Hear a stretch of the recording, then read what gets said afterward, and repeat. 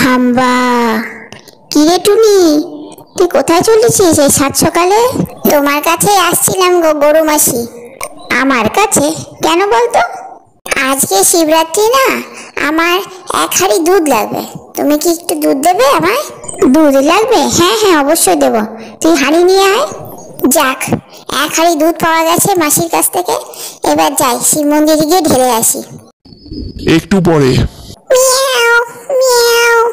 টুনি বোন, আজ সকালে না আমার ছানাগুলো খেতে পাইনি, ভীষণ খিদে ছটফট করছে। একটু কি দুধ দেবে? দুধ? আজকে তো এই দুধটা আমি শিব ঠাকুরের মাথায় ঢালবো বলে নিয়ে যাচ্ছি, কি করে দিই এখান থেকে? কি হলো, কি ভাবছো বললে না তো? না, একটু সাহায্য করা দরকার। আবার না হয় গরু দিদির কাছে একটু চেয়ে নিয়ে আসবো। হ্যাঁ হ্যাঁ, আমি দিচ্ছি, তুমি পাত্র নিয়ে এসো। অনেক ধন্যবাদ তোমায় সাহায্য করার জন্য। এইবার আমি মন্দির যাই। কিছুক্ষণ পরে।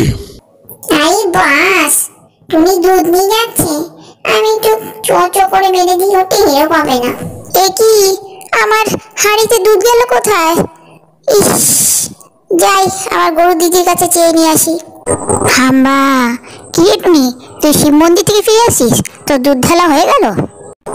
না গো গরু দিদি, দুধটা তো নিয়ে যাচ্ছি না, রাস্তায় একটা বিড়ালের সঙ্গে দেখা হলো, ও ওর বাচ্চার জন্য চাইলো, তাই দিয়ে দিলাম। আর বাকি দুধটাতে কি হলো বুঝতেই পারলাম না। তুমি আর একটু দুধ দেবে আমাকে? অল্প একটু দিতে পারি, বেশি তো দিতে পারবো না।